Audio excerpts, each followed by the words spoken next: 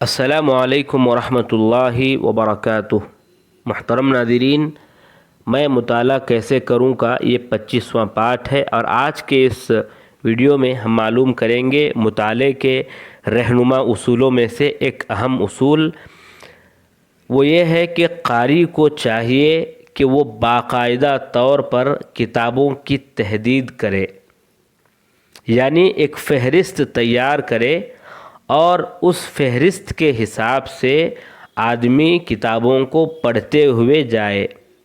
علماء نے کئی ایسی کتابیں تیار کی ہیں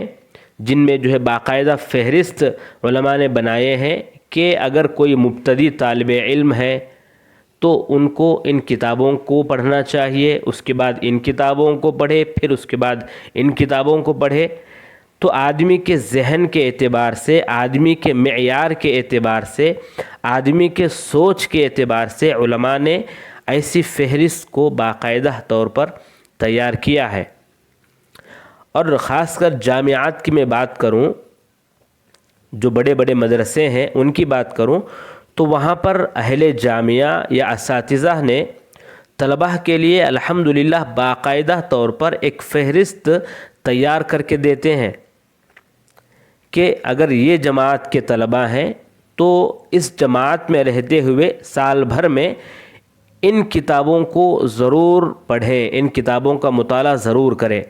فلاں جماعت کے طلباء ہیں تو ان کی ذمہ داری میں ایک سال کے اندر ان تمام کتابوں کو پڑھنا ہے۔ اس طرح جماعت کے حساب سے، ان کے ذہن کے حساب سے، ان کے معیار کے حساب سے باقاعدہ اساتذہ نے فہرست تیار کیا ہے۔ اور جامعہ دارالسلام میں جب ہم تھے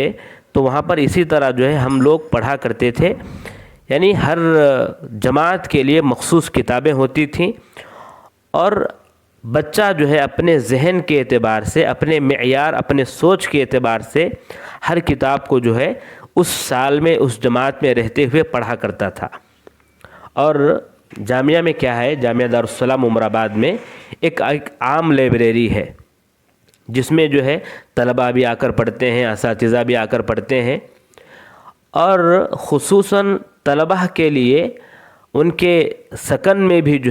لائبریری کا اہتمام کیا گیا ہے۔ ان کے سکن میں، ہاسٹل میں ثانویہ کے طلباء کے لیے الگ لائبریری کا انتظام ہے، اور کلیہ کے طلباء کے لیے الگ لائبریری کا انتظام ہے۔ اور ثانویہ کے طلباء کے لیے جو لائبریری ہے ان میں وہی کتابیں ہیں جو ان کے معیار کے مطابق ہیں۔ اب ثانویہ میں ابتدائی کے بچے ہیں، اول، دوم، سوم، یہ بچے ہیں، تو ان بچوں کو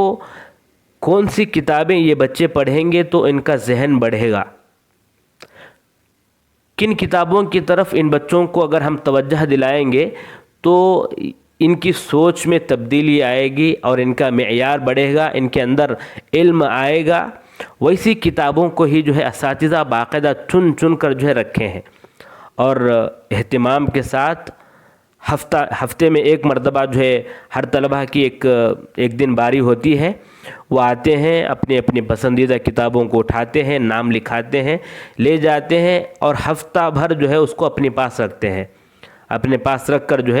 مطالعہ کرتے ہیں۔ پھر ہفتے کے بعد پھر دوبارہ آ کے وہ رکھ کے دوسری کتاب لینا چاہیں تو دوسری کتاب لیں، یا پھر اگر وہی کتاب دوبارہ پڑھنا چاہیں تو وہی کتاب لیں۔